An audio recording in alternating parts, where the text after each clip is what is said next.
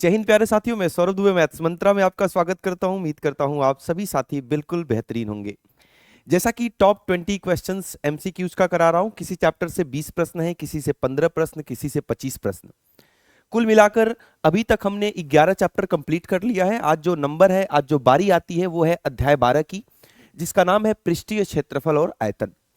ये चैप्टर भी आपको पता है कि बहुत स्कोरिंग चैप्टर है और ये एक इस प्रकार का चैप्टर है। बहुविकल्पी की बात करो, अति लघुत्तरीय की बात करो, लघुत्तरीय या विस्तृत उत्तरीय प्रश्न, हर प्रकार के प्रश्न इस चैप्टर से देखने को मिलते हैं। तो ये चैप्टर आसान भी है क्योंकि इसमें केवल और केवल अगर आपका फॉर्मूला, आपकी कैलकुलेशन अच्छी है तो इसमें आप पूरा का पूरा स्कोर कर सकते हैं। तो कुल मिलाकर मैं यही बोलना चाहूंगा कि इसके फॉर्मूले बहुत ही ढंग से, बिल्कुल मतलब नींद से भी उठाकर मैं पूछ लूं कि फॉर्मूला क्या होगा तो आपको फॉर्मूला बहुत ही अच्छे से लर्न होना चाहिए। फॉर्मूला लर्न कैसे करना है ये मैंने बार बार बताया है आपको, और आई होप कि अब समय बहुत कम है तो आप सभी साथियों को फॉर्मूला बिल्कुल बढ़िया से लर्न हो गया होगा। बात करते हैं सीधे, ज्यादा बात ना करते हुए, क्वेश्चन नंबर 1 की। और ये रहा क्वेश्चन नंबर 1। यहां पर क्या दिया है? अच्छा, आज लाइव क्लास नहीं है क्योंकि आज आपको पता है कि कुछ खास दिन है मेरे लिए। आप लोग शायद भूल गए हो लेकिन भूले नहीं होंगे, और इसीलिए ये मैं रिकॉर्डेड फॉर्म में आज की वीडियो कर रहा हूँ, शूट कर रहा हूँ। लाइव क्लास कल से रेगुलर जैसा कि आपको पहले मिल रहा था वैसा मिल जाएगा। अभी 1-2 दिन से लाइव क्लासेस कुछ डिस्टरबेंस भी हो गई थी, उसके बारे में मैंने इन्फॉर्म भी किया था आपको। लेकिन मंडे से ये सारी लाइव क्लासेज आपको रेगुलर जैसे पहले मिल रही थी मिलेंगी। तो क्वेश्चन नंबर 1 बोल रहा है, एक लंब वृत्तीय बेलन के आधार का क्षेत्रफल जो है 9 पाई सेंटीमीटर स्क्वायर है, तो उसके आधार की त्रिज्या क्या होगी? जरा ध्यान देंगे यहाँ पर, बड़े प्यार से समझेंगे इसको। आपके सामने मैंने एक बेलन बना दिया और क्वेश्चन में दिया है कि इस बेलन के आधार का क्षेत्रफल कितना है? 9 पाई सेंटीमीटर स्क्वायर। अब बेलन की आधार की बात करूं तो आधार में एक वृत्त है ना? बेलन के आधार में भी वृत्त है और बिल्कुल टॉप के ऊपर भी वृत्त है, ये भी एक वृत्त है। इसका क्षेत्रफल जो होता है, वृत्त का क्षेत्रफल, आप सभी साथियों को पता होगा कि ये होता है सर पाई आर स्क्वायर, और इसके क्षेत्रफल का मान हमें दिया हुआ है 9 पाई के बराबर। तो पाई से अगर मैं पाई को उड़ा देता हूं तो आर स्क्वायर का मान आ जाता है 9, और इस प्रकार से आर का जो मान आता है √9, मतलब कि 3 सेंटीमीटर। 3 सेंटीमीटर तो इस बेलन की त्रिज्या हो जाएगी। आपसे त्रिज्या की ही बात की गई है तो यहां पर ए जो होगा वो करेक्ट आंसर हो जाएगा। Option number A is the right answer. आसान सवाल है, और जैसा कि आपको पता है आज रिकॉर्डिंग में मैं करा रहा हूं, तो इसके बाद भी आपको कुल मिलाकर जो 15 प्रश्न आज की क्लास में मैं कराऊंगा, इन 15 प्रश्नों में आपने कितना स्कोर किया है ये लास्ट में मुझे कमेंट बॉक्स में जरूर बताएंगे। और आज के क्वेश्चन करने का तरीका ये होगा, जैसे कि आपके सामने ये क्वेश्चन नंबर 2 ओपन कर दिया मैंने, तुरंत आपको वीडियो को पॉज कर लेना है। ये क्वेश्चन आपको खुद से ट्राई करना है, उसके बाद मैच करना है कि क्या जो मैंने सॉल्यूशन किया है, जो मेरा आंसर आ रहा है वही आपका आंसर आ रहा है कि नहीं आ रहा है ना। ये तरीका होता है ऑनलाइन मैथ्स करने का। आइए बात करते हैं क्वेश्चन नंबर 2 की, और यहां दिया है 1/2 सेंटीमीटर व्यास के गोले का पृष्ठ क्या होगा? पृष्ठ का मतलब पृष्ठीय क्षेत्रफल क्या होगा? 1/2 सेंटीमीटर इसका व्यास है, तो दोस्त त्रिज्या क्या हो जाएगी? त्रिज्या जो होती है वो व्यास की आधी होती है, मतलब 1/2 गुणे व्यास, ये त्रिज्या होती है। व्यास का मान आपको पहले से पता है तो व्यास का मान यहां पर रखेंगे, कितना है? 1/2 सेंटीमीटर। तो मतलब कुल मिलाकर जो इसकी त्रिज्या आ जाएगी वो 1/4 सेंटीमीटर हो जाएगी। आपसे पूछा जा रहा है इसका पृष्ठीय क्षेत्रफल क्या होता है। अब अगर मैं बात करता हूं गोले की, तो गोले में चाहे आप वक्र पृष्ठीय क्षेत्रफल की बात करो, चाहे आप कुल पृष्ठीय क्षेत्रफल की बात करो, दोनों का फॉर्मूला एक होता है 4 पाई आर स्क्वायर। आर की वैल्यू हमने पहले ही कैलकुलेट कर ली, और आंसर आप देखोगे तो पाई के टर्म्स में आंसर पूछा गया है, तो यहां पर पाई की वैल्यू नहीं रखनी है। इस चैप्टर से जब भी बहुविकल्पी प्रश्न पूछा जाए, चाहे इस चैप्टर से चाहे इसके पिछले चैप्टर से, अगर ऑप्शन में पाई के टर्म्स में अगर आपका आंसर आ रहा है तो पाई की वैल्यू नहीं रखनी है, तो पाई की वैल्यू नहीं रखेंगे, पाई को पाई रहने देते हैं। आर का मान कितना है? 1/4, आर स्क्वायर हो रहा है तो 1/4 गुणे 1/4 हो जाएगा। 4 से 4 को उड़ा दिया और आंसर आ गया पाई/4 सेंटीमीटर स्क्वायर। कौन सा ऑप्शन सही होगा? तो यहां पर बी जो है वो करेक्ट ऑप्शन है, पाई/4 सेंटीमीटर स्क्वायर। क्लियर है? आसान सवाल है। तो इसी प्रकार के सवाल आपके एग्जाम में भी पूछे जाएंगे, टेंशन नहीं लेना है। जो भी चीजें मैं करा रहा हूं वो चीजों को आपको बहुत ही ढंग से करना है। अभी कुल मिलाकर बहुत ही कम दिन बचे हुए हैं, तो बहुत सारे बच्चे टेंशन में हैं कि सर क्या पढ़ें क्या ना पढ़ें, किसको छोड़े किसको करें। तो इसके लिए देखो, आपको टेंशन इसलिए नहीं लेनी है क्योंकि आप 1-2 दिन वाले सिपाही नहीं हो। कि लास्ट के 1-2 दिन पढ़ लिया, टेंशन उनको होनी चाहिए। परेशान तो उन बच्चों को होना चाहिए जो लास्ट के दिनों में बस पढ़ाई कर रहे हैं, पूरे साल भर मस्ती किया है। अब अगर आपने पूरे साल भर मेहनत किया है, मैंने आपको वो सब कुछ पढ़ाया है जो आपके एग्जाम के लिए मोस्ट इंपॉर्टेंट है, तो भाई आपको टेंशन लेने की कोई जरूरत नहीं है। हाँ, डर जो अंदर से लगता है वो डर जरूरी भी है, क्योंकि डर ही वो फैक्टर है जो हमसे मेहनत करवाता है। तो डर और विश्वास, इन दोनों का कॉम्बिनेशन आपको बना के चलना है। डरो, लेकिन इतना नहीं डरना है कि मैं फेल हो जाऊंगा या मेरे नंबर कमाएंगे। डर आपके अंदर ये होनी चाहिए कि 98 की जगह 97 ना आ जाए, 95 ना आ जाए। सर ने तो बोला है 98, 99, 100 में से आपको नंबर लाना है, तो उस बात का डर होना चाहिए। इस बात का डर नहीं होना चाहिए दोस्त की 70 नंबर आ जाएंगे कि नहीं। इस बात का डर उन्हीं बच्चों को होगा जो आखिरी के दिनों में मेहनत कर रहे हैं। आपने पूरे साल मेहनत किया है, तो ये आत्मविश्वास आपको बनाकर चलना पड़ेगा कि हाँ, टॉपर तो मैं ही हूं, मैंने मेहनत किया है, मेरा ही नंबर आएगा। चलिए बात करते हैं क्वेश्चन नंबर 3 की। और यहां दिया है आर त्रिज्या के एक ठोस अर्धगोले का कुल पृष्ठीय क्षेत्रफल क्या होगा। तो अभी मैंने बताया कि अगर गोले की बात कर रहा है तो गोले में वक्र पृष्ठीय क्षेत्रफल और कुल पृष्ठीय क्षेत्रफल दोनों का फॉर्मूला एक ही है, 4πr²।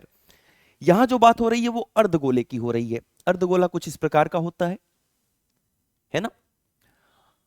अब अगर अर्धगोले में तुम ये वाला पार्ट का क्षेत्रफल निकाल रहे हो तो इसको तो हम नाम देंगे किसका, वक्र पृष्ठीय क्षेत्रफल का। लेकिन इसके साथ साथ अगर आपने ऊपर वाले पार्ट का भी क्षेत्रफल ऐड कर दिया तो ये हो जाता है कुल पृष्ठीय क्षेत्रफल। आपसे पूछा जा रहा है कुल पृष्ठीय क्षेत्रफल, तो अर्धगोले का जो कुल पृष्ठीय क्षेत्रफल का फॉर्मूला होता है वो सीधे सीधे होता है 3πr²। तो ये अर्धगोले का हो जाएगा 3πr² कुल पृष्ठीय क्षेत्रफल। अगर यही सवाल में आपसे वक्र पृष्ठीय क्षेत्रफल पूछता तब, तो अर्धगोले का जो वक्र पृष्ठीय क्षेत्रफल होता है वो होता है 2πr², और जो कुल पृष्ठीय क्षेत्रफल होता है वो होता है 3πr²। 2πr², 3πr², इसी क्रम में आपको याद करके रखना है इसको। क्लियर है? ठीक है, बढ़ेंगे अपने नेक्स्ट क्वेश्चन नंबर 4 की तरफ। यहां क्या दिया है, एक ठोस पाइप का व्यास 4 सेंटीमीटर है। याद रखने की बात यह है कि आपको व्यास में डील नहीं करना है, व्यास से ज्यादा मतलब नहीं है। हमें जो मतलब होता है वो होता है हमारे त्रिज्या से। तो त्रिज्या हो जाएगी व्यास का आधा, मतलब कि 2 सेंटीमीटर। इसकी लंबाई भी आपको पता है। पाइप में प्रयुक्त धातु का आयतन क्या होगा। अब देखो, पाइप है तो कहीं ना कहीं ये सिलेंडर के आकार का होगा, बेलन के आकार का होगा ऐसा। इसकी त्रिज्या आपको पता चल चुकी है। इसकी लंबाई मतलब कि इसकी ऊंचाई, लंबाई ही ऊंचाई हो जाएगी। ऊंचाई आपको 20 सेंटीमीटर गिवन है। आपसे पूछ रहा है कि धातु का आयतन क्या होगा, इसमें प्रयुक्त धातु का आयतन क्या होगा। तो ध्यान देंगे, ठोस पाइप है, ठोस पाइप है तो इसका वॉल्यूम निकालेंगे, मतलब कि आयतन। आयतन ही पूछा भी जा रहा है। आयतन जो होता है सिलेंडर का या बेलन का वो होता है πr²h। पाई का मान रखना है या नहीं रखना, तो यहां पर देख सकते हो उत्तर में पाई का मान नहीं रखना है, क्योंकि उत्तर हमारा पाई के टर्म्स में आ रहा है। तो पाई को पाई रहने दो। आर का मान कितना है, 2, तो 2 गुणे 2 इसका स्क्वायर कर दिया, और h का मान है 20। 20 दूना 40, 40 दूना 80, तो ये हो जाएगा 80 पाई सेंटीमीटर क्यूब। आंसर कौन सा सही हो जाएगा, D is the correct answer. तो इस प्रकार के आसान क्वेश्चन, मतलब कि डायरेक्टली पूछे जाने वाले फॉर्मूला बेस्ड क्वेश्चन आपके एग्जाम में पूछे जाते हैं इस चैप्टर से। तो टेंशन की कोई बात ही नहीं है, ये चैप्टर आप बहुत ही बढ़िया से कर लेंगे। और लास्ट में जरूर बताना है मुझे कि 15 में से कितना स्कोर किया है। हम आ गए हैं क्वेश्चन नंबर 5 की तरफ।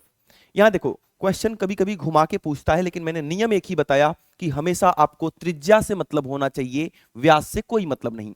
तो त्रिज्या जो हो जाएगी वो व्यास का आधा होता है, तो व्यास d है तो d का आधा त्रिज्या हो गया। और आपसे इसका आयतन पूछा जा रहा है, क्या है ये, गोला है। तो गोले का आयतन जो होता है वो होता है 4/3 πr³। ये होता है गोले का आयतन। तो कुछ नहीं करना, जहां भी r लिखा है वहां पर आपको d/2 लिख देना है। तो लिखेंगे 4/3 पाई, और r की जगह लिख दिया मैंने d/2। अब d का क्योंकि r का क्योंकि क्यूब हो रहा है, r की घात में कितना है, 3 है, तो r की जगह पर आप जो भी बातें लिखेंगे उस पूरे की घात में 3 आना चाहिए, बराबर की बात। हाँ, 4/3 पाई और d का क्यूब हो गया, और 2 का क्यूब हो जाएगा 8। 4 से 8 को उड़ा दिया, 4 दूना 8। इसको सॉल्व करेंगे तो आ जाएगा πd³ / 3 दूना 6। πd³/6 कौन सा ऑप्शन सही हो जाएगा, तो यहां आखिरी ऑप्शन जो डी ऑप्शन है वो बिल्कुल सही विकल्प हो जाएगा। तो देखो होता क्या है, जो थोड़े से एवरेज बच्चे होते हैं वो ये काम नहीं कर पाते, यहीं पे टेंशन में आ जाते हैं कि अरे ये तो व्यास में दिया है, व्यास में तो सर ने कोई फॉर्मूला नहीं बताया है, सर ने जो फॉर्मूला बताया है, जो बुक में फॉर्मूला लिखा उसमें तो त्रिज्या आती है। तो भाई ये छोटी सी बात है, इतना कन्वर्जन आना चाहिए तुम्हें। सही बात है, बिल्कुल पक्की बात है। हाँ, बढ़ेंगे अपने नेक्स्ट क्वेश्चन नंबर 6 की तरफ, और यहां पर दिया है यदि दो घनों जिनमें से प्रत्येक का आयतन 8 सेंटीमीटर क्यूब है। अब जरा देखना, अगर तुम्हें आयतन पहले से पता है घन का, तो क्या तुम इसकी भुजा निकाल सकते हो? आप बोलेंगे हाँ सर बिल्कुल निकाल सकते हैं।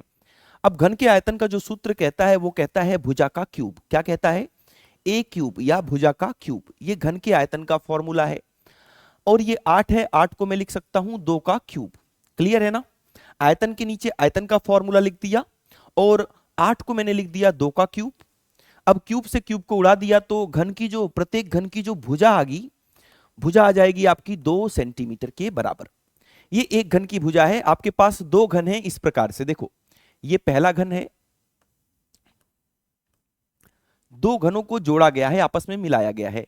देखेंगे डायग्राम में किस प्रकार से मिलाया गया है। ये तो पहला घन हो गया। दूसरा घन भी बिल्कुल इसी के आकार का है, बिल्कुल इसी के जैसा है, कुछ इस प्रकार का, और इन दोनों को ऐसे करके ज्वाइन कर दिया गया है। आप थोड़ा बहुत समझ पा रहे होंगे कि कैसे ज्वाइन कराया गया है इन दोनों को, ऐसा है कुछ, है ना? अभी दोनों घन देखो ज्वाइन हो गए। अब ज्वाइन होने के बाद तुमने देखा कि प्रत्येक घन की हर एक भुजा 2 सेंटीमीटर के बराबर है। अगर मैं बात करूं कि क्या पूरे को देखो, तो पूरा तो घनाभ का रूप ले लेगा। जब दो घनों को मिलाते हैं तो वो घनाभ का रूप ले लेता है, क्योंकि इस केस में लंबाई, चौड़ाई और ऊंचाई तीनों अगर बराबर होते तब तो मैं घन बोलता। अब आप देखेंगे कि लंबाई अलग आ गई, चौड़ाई अलग, ऊंचाई अलग, तब ये घनाभ हो जाएगा। अब अगर प्रत्येक भुजा 2-2 सेंटीमीटर है तो इसकी चौड़ाई में कोई परिवर्तन नहीं होगा, इसकी ऊंचाई में भी कोई परिवर्तन नहीं होगा। ये दोनों तो अभी भी 2-2 हैं मिलाने के बाद भी। लेकिन आप देखेंगे कि लंबाई की बात अगर मैं करूं, ये भी 2 है, ये भी 2 है, तो कुल मिलाकर लंबाई बदल जाएगी और लंबाई हो जाएगी 4 सेंटीमीटर के बराबर। आपसे पूछा जा रहा है इसका संपूर्ण पृष्ठीय क्षेत्रफल कितना होगा। तो संपूर्ण पृष्ठीय क्षेत्रफल का जो फॉर्मूला है वो है 2 प्लस BH प्लस HL, है ना? लंबाई गुणे चौड़ाई, चौड़ाई गुणे ऊंचाई, ऊंचाई गुणे लंबाई। आपको तीनों बातें पता हैं, कुछ नहीं करना, फॉर्मूले में वैल्यू पुट करेंगे और आंसर आ जाएगा। L का मान है 4, ये L है, ये B है और ये H है। L का मान हो गया 4, 4 गुणे 2, B का मान है 2, फिर 2 गुणे 2 और फिर 2 गुणे 4। इसको सॉल्व कर देंगे, आंसर आ जाएगा। ठीक है, 4 दूना 8, 2 दूना 4, 4 दूना 8, ऐसा लिख लो। तो हो जाएगा ये 2 इन ब्रैकेट 8 प्लस 4 प्लस 8, 8 8 16, 16 4 20, तो 2 गुणे 20, आंसर आ जाएगा आपका क्या? 40। ऐसा क्वेश्चन आपके एनसीईआरटी में भी गिवन है। एनसीईआरटी में प्रश्नावली, पहली प्रश्नावली का पहला क्वेश्चन ही यही है, और आसान क्वेश्चन है। और एक बार नहीं, कम से कम आपको मैं ये 20 बार ये सवाल पढ़ा चुका हूं, पूरे साल की बात कर रहा हूं अगर तो कुल मिलाकर ये कहना चाहूंगा कि ये सवाल जो है आपके लिए मोस्ट मोस्ट मोस्ट इंपॉर्टेंट है, आपके एग्जाम में 100% देखने को मिलेगा। तो इस प्रकार के छोटे मोटे सवालों को आपको खेल जाना है, कहीं से भी किसी प्रकार की भी गलती नहीं दिखनी चाहिए।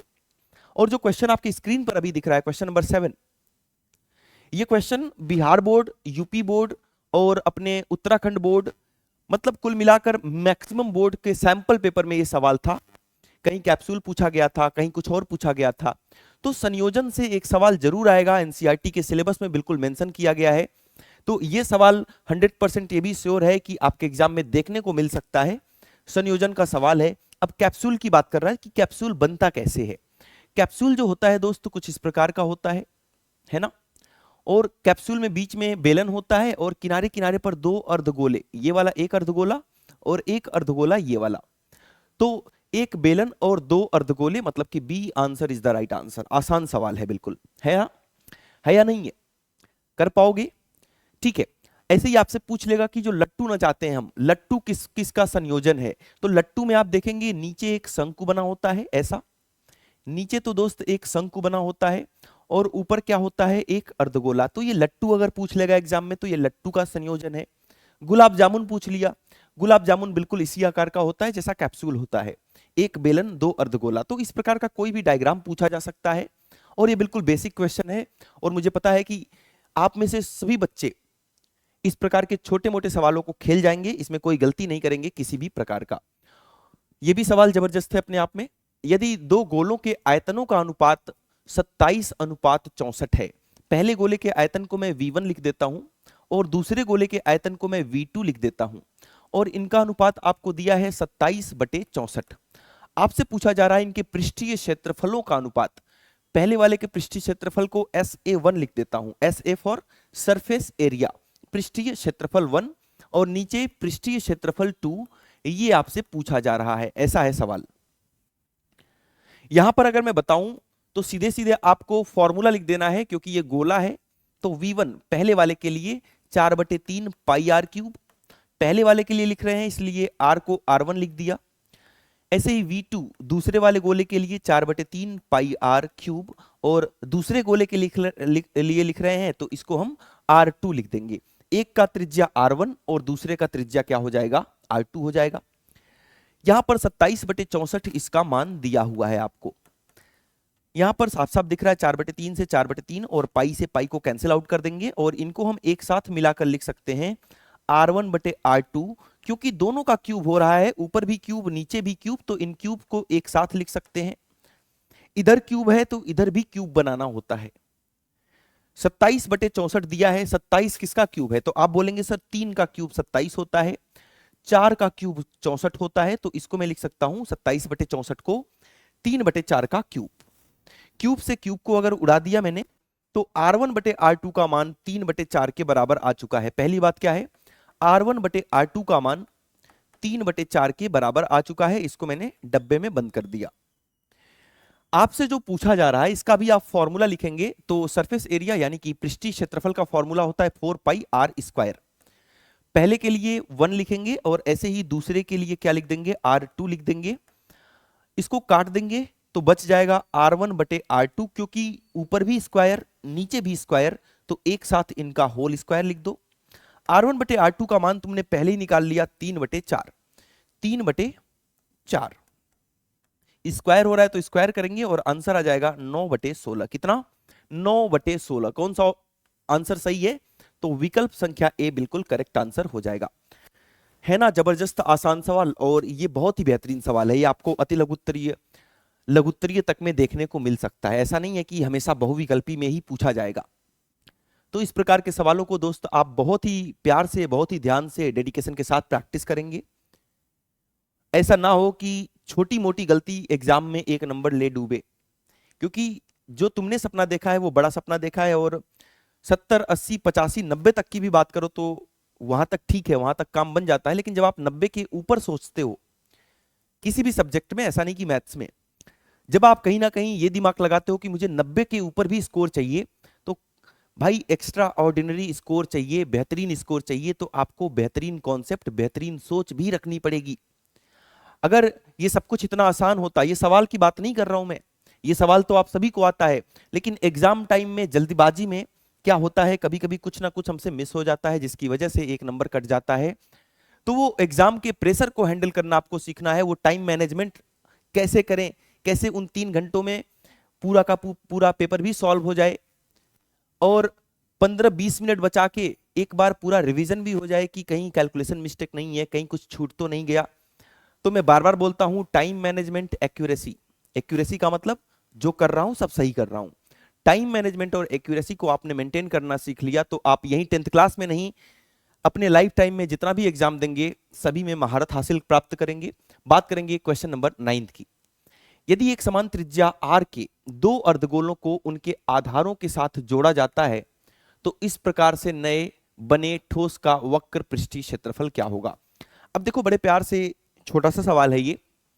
एक अर्धगोला ये है, एक अर्धगोला ये है, दोनों के आधार को जोड़ने पर, मतलब तुम्हारे पास एक ठोस बॉल है जिससे हम क्रिकेट खेलते हैं, वो तो अंदर से खोखली होती है, लेकिन मान लो अंदर भी भरा हुआ है कुछ, और उसको आधा आधा पे काट दो तो 2 अर्धगोले मिल जाएंगे। दोनों को जोड़ दिया तो पूरा गोला मिलता है।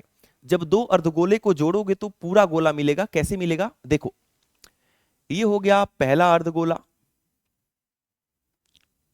और इसी के नीचे मैं एक दूसरा अर्धगोला इसी में अगर जोड़ता हूं तो कुछ इस प्रकार का दिखेगा, और आप पूरी आकृति को एक साथ देखेंगे जब, है ना, जब इस पूरी आकृति को आप एक साथ देखते हैं तो आपको एक गोला दिखता है और इसी गोले का आपसे वक्र पृष्ठीय क्षेत्रफल पूछा जा रहा है। अब जब गोला बन गया तो चाहे वक्र पृष्ठीय क्षेत्रफल की बात करो चाहे कुल पृष्ठीय क्षेत्रफल की बात करो, फॉर्मूला एक ही होता है 4πr²। क्लियर है? यहां तक सब कुछ सही जा रहा है ना? बस कुल मिलाकर 6 प्रश्न और बचे हैं और लास्ट में आपको जरूर बताना है कि 15 में से कितना स्कोर किया है। ये वाला क्वेश्चन हमने ऑलरेडी किया था लेकिन वो थोड़ा सा डिफरेंट था, ये थोड़ा डिफरेंट है। आइए इसको भी अटेम्प्ट करते हैं। 1/2 सेंटीमीटर व्यास वाले, तो व्यास से सर हमें कोई मतलब नहीं होता, हमें मतलब होता है त्रिज्या से, और त्रिज्या जो होता है वो व्यास का आधा होता है। आधा का मतलब जो भी चीज है व्यास, जो भी दिया हुआ है व्यास, उसमें आप 1/2 से गुणा कर दो, वो बन जाएगा त्रिज्या। तो 1/2 से गुणा कर देंगे जो भी हमारा व्यास है 1/2, तो 1/2 में तो त्रिज्या निकल के आ गई 1/4 सेंटीमीटर। संपूर्ण पृष्ठीय क्षेत्रफल अर्धगोले का पूछा जा रहा है, तो अर्धगोले का जो टीएसए होता है संपूर्ण पृष्ठीय क्षेत्रफल, वो होता है साथी कितना, 3πr²। 3π का मान नहीं रखना है, आर कितना है 1/4, तो 1/4 गुणे 1/4, तो आंसर आ जाएगा 3/16 पाई। सेंटीमीटर में है तो सेंटीमीटर स्क्वायर, 3/16 पाई सेंटीमीटर स्क्वायर। यहां पर दो दो ऑप्शन एक साथ दे दिया, तो आपने चाहे बी लगाया हो चाहे सी लगाया हो, दोनों ही सही हैं, दोनों ही सही हैं। क्लियर है? No doubt, all good. ठीक है, बात करेंगे 11th क्वेश्चन की, और यहां दिया है एक आयताकार कागज 40/22 को मोड़कर एक खोखले बेलन के आकार में बनाया जाता है। इसके लिए मुझे एक कागज की जरूरत होगी। चलो एक कागज लेकर आता हूं, फिर आपको मैं समझाता हूं।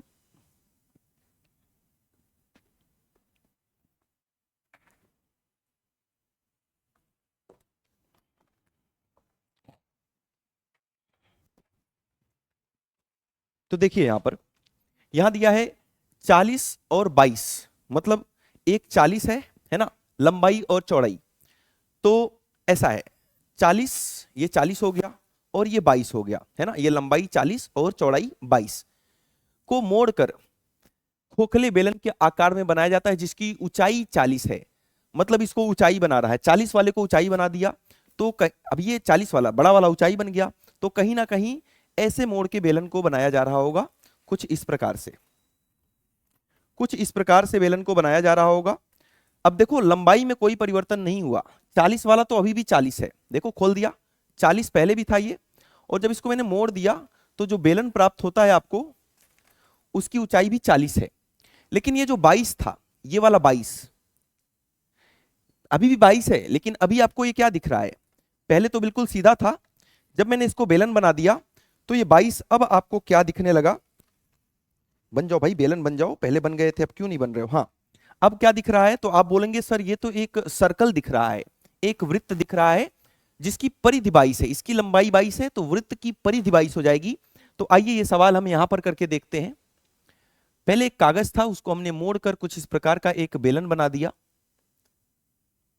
ये कागज ऐसा था जैसा मैंने अभी आपको दिखाया, ये लंबाई 22 थी और ये लंबाई 40 थी।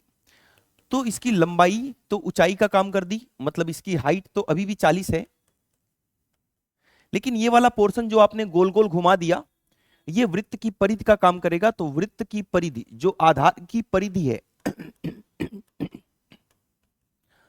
वो हो जाएगा 40, 22 है ना, तो इसी को घुमा के आपने एक वृत्त बनाया, तो वृत्त की परिधि हो जाएगी 22। वृत्त की परिधि का फॉर्मूला होता है 2πr, जिसका मान है 22।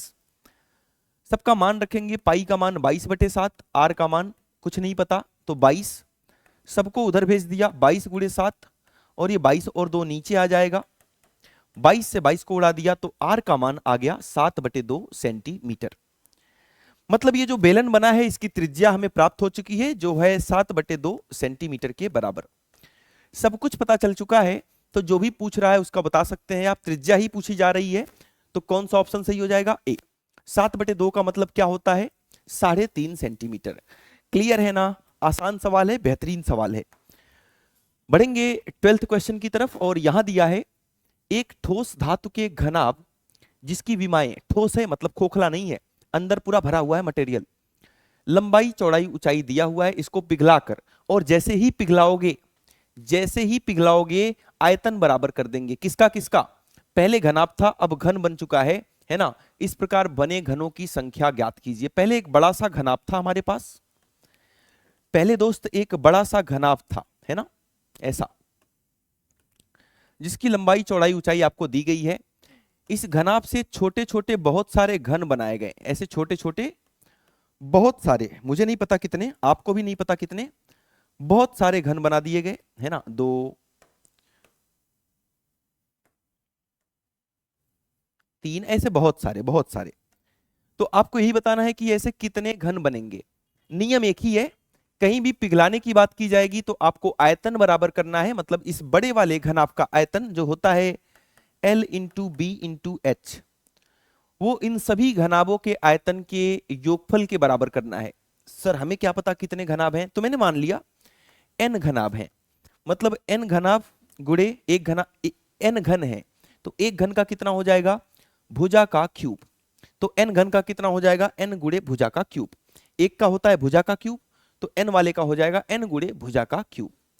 या किसी साथी को ये नहीं समझ में आया हो तो आपको कुछ नहीं करना, जब भी संख्याएं पूछी जाए तो बड़ा वाला आयतन ऊपर, बड़ा वाला आयतन ये है, इसको ऊपर रख दो, और छोटे वाले आयतन मतलब इसके आयतन को आप नीचे रख दो, बात खत्म। इसको सॉल्व कर दो, आंसर आ जाएगा। बात वही है यहां भी, a क्यूब यहां आएगा तो भाग में होगा। ये बेसिक तरीका है, ये रट्टू तरीका है ना। तुम्हें जो पसंद आए सब बढ़िया है। 9 गुणे 8 गुणे 2, और भुजा कितनी है? 2, तो 2 गुणे 2 गुणे 2, 2 दूना 4 दूना 8 से 8 कट जाएगा, और 9 दूना 18, मतलब इस प्रकार के छोटे छोटे 18 घन बनाए जा सकते हैं एक बड़े वाले घनाभ को पिघलाने के बाद। क्लियर क्लियर क्लियर, बहुत ही बढ़िया। बात करेंगे 13th क्वेश्चन की। क्या दिया है? 45 सेंटीमीटर ऊंचाई और 4 सेंटीमीटर व्यास वाले एक धात्विक ठोस बेलन को पिघलाकर, फिर से वही बात आ गई कि पिघलाकर, और जब भी पिघलाएंगे क्या होगा? बड़ा वाला आयतन नीचे ऊपर, बड़ा वाला आयतन ऊपर और छोटा वाला आयतन नीचे। तो मैंने मान लिया भाई इस प्रकार के ठोस गोलों की संख्या n है। बड़ा वाला आयतन क्या है? ये जिसको हमने पिघलाया है वो बड़ा होगा, हमेशा बड़ा होगा, तो इसको हमने पिघलाया है, ये बड़ा है। और ये किस रूप में है? बेलन के रूप में है। तो लिखेंगे बेलन का जो आयतन होता है क्या? पाई आर स्क्वायर एच, ये ऊपर हो जाएगा, और ये जो छोटे छोटे गोले बने हैं ये नीचे आ जाएगा। तो छोटे छोटे गोलों का आयतन कितना होता है? 4/3 पाई आर क्यूब। इसका आर अलग है, इसका आर अलग है, तो R1 और R2 बोल दिया मैंने। ये किसका है? बड़े वाले बेलन का, इसलिए ऊपर लिखा। ये किसका है? छोटे छोटे गोलों का, इसलिए इसको नीचे रखा। पाई से पाई को उड़ा दिया। अब सबका मान रख दो, ये 3 तो ऊपर चला जाएगा। R1 मतलब बेलन वाले का R कितना है? 2, व्यास 4 है तो R कितना? 2 हो जाएगा।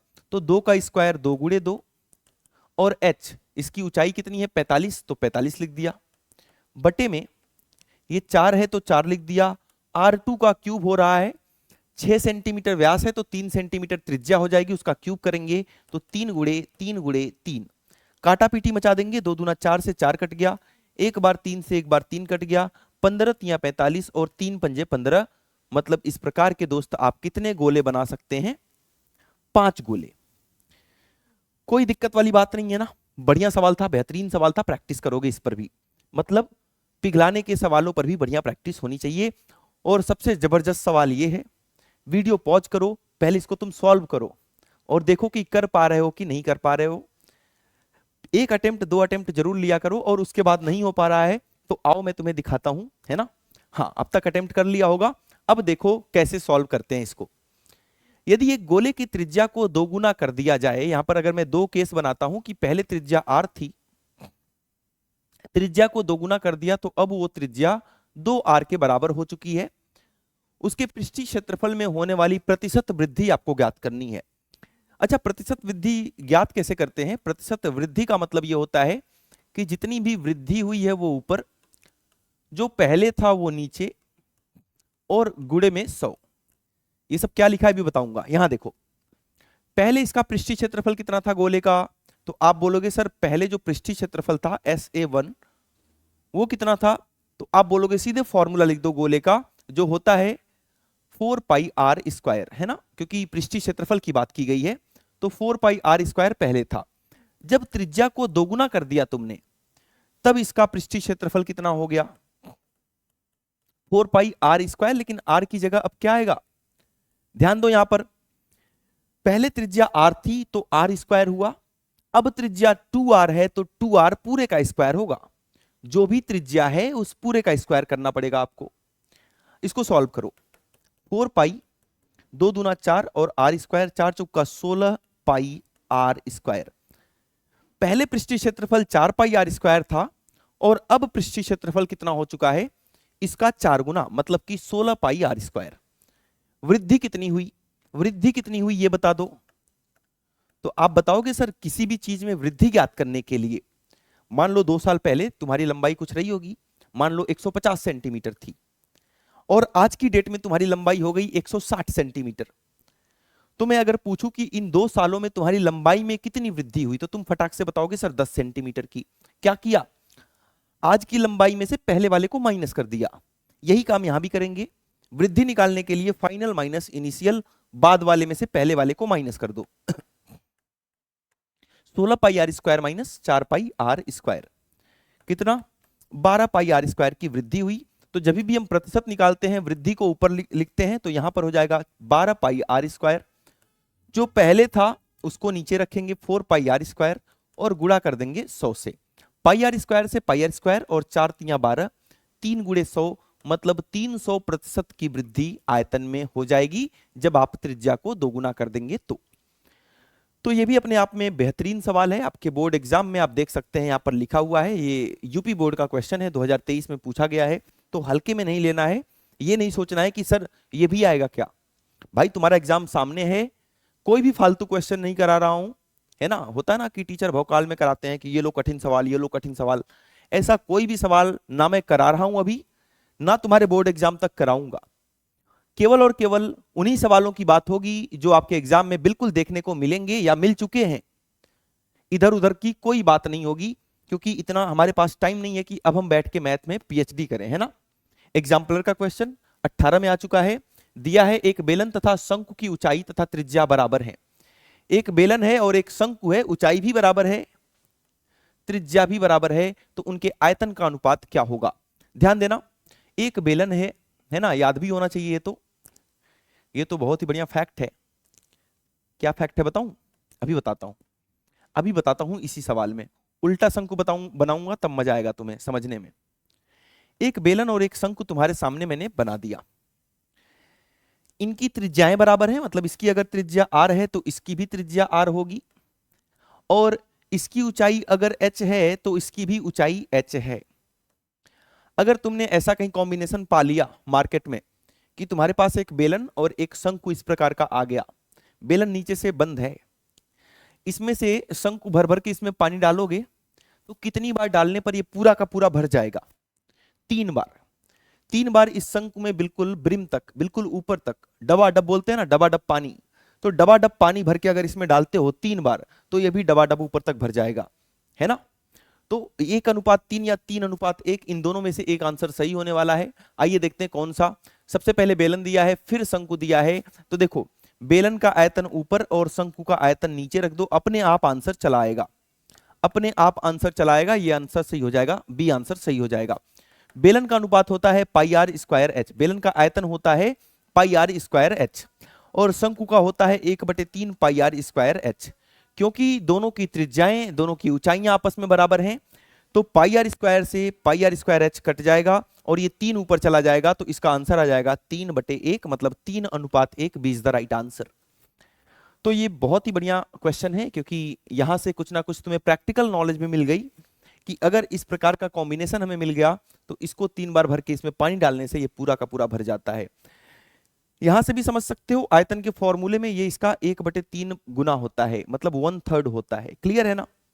तो बढ़ते हैं, बढ़ते क्या है, अब तो सारा ही क्वेश्चन कंप्लीट हो चुका है। तो जो मैंने बोला था आपसे कि जल्दी से कमेंट बॉक्स में क्या करना है, अपने अपने मार्क्स बता देना है कि आउट ऑफ 15 आपने कितना स्कोर किया। बिल्कुल ईमानदारी से, हमेशा आप ईमानदारी दिखाते हैं, तो वही उम्मीद करूंगा, क्योंकि आज मैं सामने तुम्हारे तो नहीं हूं, लेकिन उम्मीद वही रहेगी कि बिल्कुल ईमानदारी से आप अपने आंसर्स बताएंगे। और अब कुल मिलाकर 2 चैप्टर और बचेंगे। आज हमने 12th चैप्टर कंप्लीट कर लिया, पृष्ठीय क्षेत्रफल और आयतन। सांख्यिकी बचा है, प्रायिकता बचा है ना। तो इन दोनों को भी हम कंप्लीट कर रहे होंगे। सांख्यिकी का एक बार मैं कंप्लीट चैप्टर रिवीजन दोबारा से कराऊंगा, है ना, क्योंकि बहुत सारे दोस्तों को अभी भी उसमें दिक्कतें आती हैं, कैलकुलेशन में दिक्कत आ रही है या कहीं ना कहीं दिक्कत है। इसके अलावा और कौन कौन सा ऐसा चैप्टर है जो अभी भी आपको दुख दे रहा है, अभी भी कहीं ना कहीं आपके मन में डर पैदा कर रहा है कि सर एक बार इसका और रिवीजन करा दो या इसके प्रीवियस 5 साल के क्वेश्चंस करा दो तो मजा आ जाएगा। तो आप किसी भी बोर्ड से हैं, हिंदी मीडियम से, तो वो सभी चैप्टर्स के नाम आप कमेंट बॉक्स में मेंशन कर दीजिए कि सर ये वाला चैप्टर, ये वाला चैप्टर, ये वाला चैप्टर। आप पिछले 5 सालों के क्वेश्चंस, बहुविकल्पीय, अति लघुत्तरीय, लघुत्तरीय, दीर्घोत्तरीय, ये सब प्रैक्टिस करा दो एक बार, मजा आ जाएगा। बाकी चैप्टर हम संभाल लेंगे, सर ये वाला चैप्टर। और ईमानदारी से, ये नहीं कि सर ने बोल दिया तो कोई भी चैप्टर डाल दिया। जिस चैप्टर में तुम्हें दिक्कत है वो चैप्टर आप कमेंट बॉक्स में डाल दो, वो मैं 100% कराऊंगा तुम्हारे एग्जाम से पहले पहले, है ना। सबसे पहले जो लड़ाई में उतरने वाले हैं वो बिहार बोर्ड के बच्चे हैं और तो अब तो बहुत कम दिन बचा है दिन भी नहीं बचा है, ऐसे उंगलियों पे गिनने वाले दिन बचे हुए हैं अब तो बहुत ही कम समय। ठीक है, आज 9 फरवरी है, 18 फरवरी को आपका क्या है, मैथ्स का बिहार बोर्ड वालों का एग्जाम है। तो बिल्कुल भाई लगे रहो, है ना। और भी सब्जेक्ट्स को थोड़ा सा मेंटेन करना है और मैथ्स में कोई दिक्कत नहीं है। एग्जाम के जस्ट एक दिन पहले मैं तुम्हें हर एक चैप्टर के 15-15 बहुविकल्पी प्रश्न दोबारा से रिवीजन कराऊंगा। ज्यादा नहीं कराऊंगा ना, तो तुम्हें ज्यादा पढ़ना है। ये नहीं कि कोई सर लाइव है तो पूरी रात भर उनके साथ तुम लाइव कनेक्ट रहो, तुम्हें अपनी बढ़िया प्रॉपर पूरी नींद लेनी है। क्लियर है बात। तो ये नहीं करना है कि बस तुम रात भर लाइव हो गए कि उसी रात पढ़ाई करनी है। मैं जो कराऊंगा, मैं मैक्सिमम आपको बोर्ड से पहले वाले दिन 2 घंटे में हर एक चैप्टर के फॉर्मूले रिवीजन कराऊंगा और केवल बहुविकल्पी प्रश्न कराऊंगा। बाकी आप लोगों को खुद करना है। क्लियर है ना। हाँ, लेकिन अभी जो अपने 1 हफ्ते बचे हुए हैं बीच में, जो चैप्टर बिहार बोर्ड वाले सबसे पहले हैं तो उनकी बात सबसे पहले सुनी जाएगी। जब भी चैप्टर का नाम लिखना, अपने बोर्ड का नाम लिख देना, क्योंकि उसी हिसाब से कराऊंगा मैं। जिनका एग्जाम भाई जल्दी है उनके लिए थोड़ी सी प्रायोरिटी तो बनती है। ठीक है, तो अपना ध्यान रखेंगे। मैथ्स की जबरदस्त बेहतरीन प्रैक्टिस चलती रहनी चाहिए और जो आपने सपना देखा है 100 में 99 या 100 स्कोर करने का, उसको जरूर पूरा करेंगे। तो ठीक है, टेक केयर, बाय बाय। फिर मिलते हैं कल लाइव क्लास में। कल से लाइव क्लास बिल्कुल रेगुलर उसी टाइम पे होगी। Okay, bye bye, take care.